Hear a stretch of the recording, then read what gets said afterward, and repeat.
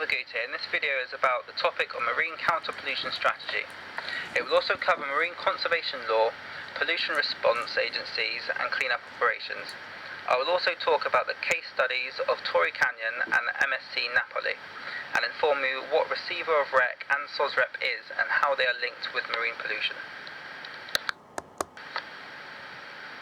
I'll begin by talking about a major marine pollution incident that really made the government change the way they deal with these situations today.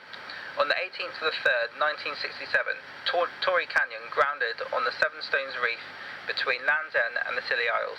She was sailing for Milford Haven with 120,000 tonnes of crude oil from Kuwait. The immediate response was to try and salvage her. 30,000 gallons of oil had escaped from the tanker and was moving steadily towards the Cornish coast by the prevailing wind and current. Detergent was used by Royal Naval vessels to try and disperse the oil. The Torrey Canyon had started to break up, and Harold Wilson held a mini-cabinet meeting at the Royal Naval Air Station Cold Rose and decided to order the setting fire of the remaining oil. This was to try and avoid the oil disaster getting worse. On Tuesday, 28th of March 1967, the Fleet Air Arm sent buccaneers from Lossiemouth to drop 42 bombs on the wreck. This was following the Royal Air Force in sending Hunter jets to drop cans of aviation fuel to make the oil blaze.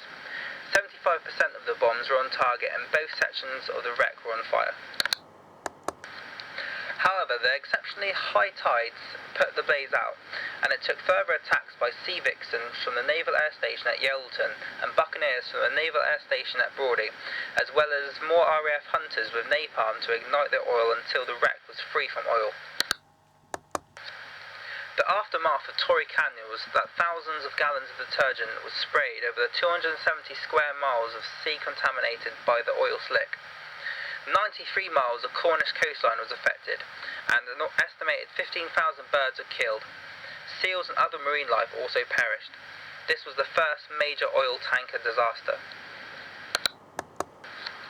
This leads nicely on to SOSREP, which stands for Secretary of State Representative of Marine Salvage and Intervention. SOSREP is one person responsible for making sure the salvage and intervention operation runs as smoothly and efficiently as possible. The role of SOSREP was created by the government after a man called Lord Donaldson made a review on the salvage intervention and their command and control in 1999. His review contained 26 recommendations, 23 of which have been accepted by government and none were rejected.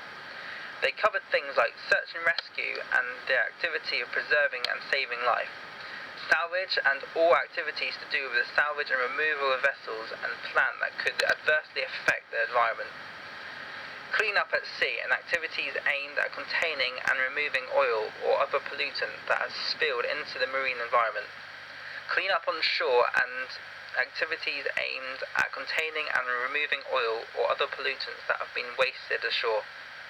By the time the Donaldson Review was published, many of the powers of intervention and direction have already become available through legislation such as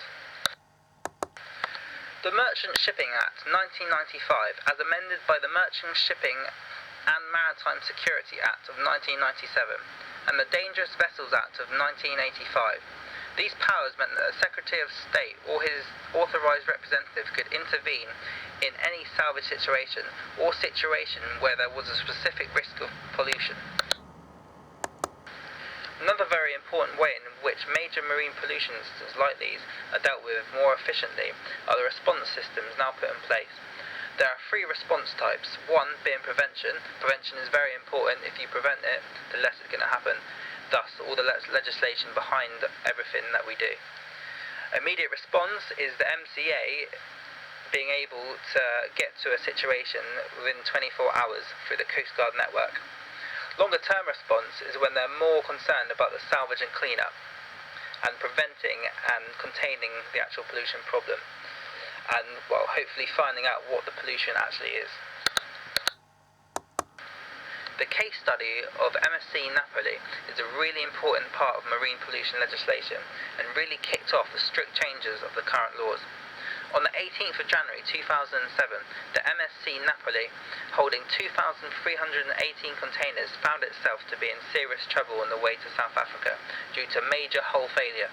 After much debate over which waters the ship should drift into, it was decided by the French authorities and Sozrep that the south coast of England was able to provide better refuge point due to it being less of an environmental risk to carry out salvage operations in British waters, due to not chancing getting the ship to French ports in case the ship was to break up and pollute the English Channel, thus got towed to Portland Harbour. Sozrep was able to consult with all the local authorities and environmental bodies to attract as much aid as possible and come up with a strategy that would save as much wildlife and lessen the risk of more pollution as the ship was becoming more and more unstable. Whilst transporting Napoli, the weather became much worse and Sozrep decided not to risk reaching Portland Harbour and simply beached the container in Lyme Bay and began operations to salvage as much as they could whilst preventing more risk to the surroundings. It was finally beached in Lyme Bay on the 20th of January 2007 and it took to the 17th of May to systematically extract 3,500 tonnes of fuel oil and containers. Once this was done, they then used explosives to split Napoli into two sections on the 20th of July. The bow of the ship was taken away to be reduced down to and dismantled by a company called Harland and Wolff at the dismantling facility in Belfast in the middle of August, whilst the rest of the ship was slowly taken apart and recycled. This leads on to the Receiver of Wreck. The Receiver of Wreck administers cases of voluntary salvage wreck materials across the UK to ensure that the interests of both salver and owner are taken into consideration. The main task of the Receiver of Wreck is to process incoming reports of wreck in the interest of both salver and the owner. This involves researching ownership, liaising with finder and owner, and other interested parties such as archaeologists and museums.